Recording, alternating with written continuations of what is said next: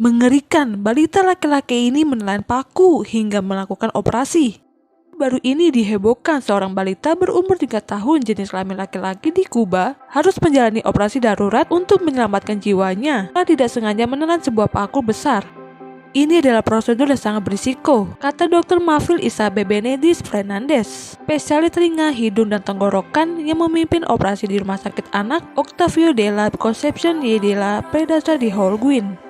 Dikutip dari New York Post, kasus tersebut berawal dari balita yang memberitahu ibunya bahwa tenggorokannya sakit. Sang ibu segera membawa putranya ke klinik setempat dan dilakukan penyinaran. Setelah dicek, tak terdapat paku yang bersarang di paru-paru kirinya.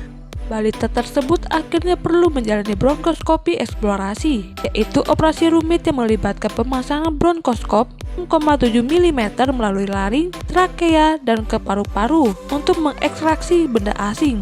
Dr. Fernandez mengatakan bahwa merusak prosedur rumit seperti itu dapat mengakibat pendarahan, pecahnya trakea atau bronkial, henti jantung, dan bahkan kematian. Untungnya, paku berhasil dikeluarkan dalam 25 menit tanpa komplikasi. Pasien kemudian dipindahkan ke ICU rumah sakit dalam kondisi stabil.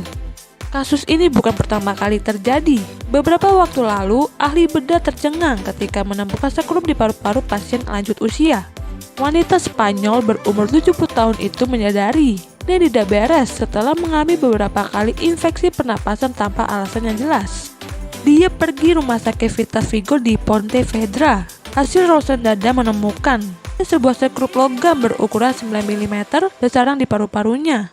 Ternyata ia tidak sengaja menelan sekrup ketika operasi perawatan gigi. Sekrup itu terperangkap di sistem pernapasannya setidaknya selama 8 bulan. Dokter dapat mengeluarkan benda asing dari tubuhnya hanya dalam beberapa jam dengan forceps. Ia diberi 2 implan tulang pengganti. Yang terakhir ditempatkan 2 bulan kemudian. Wanita itu kemudian dipulangkan dan pulih.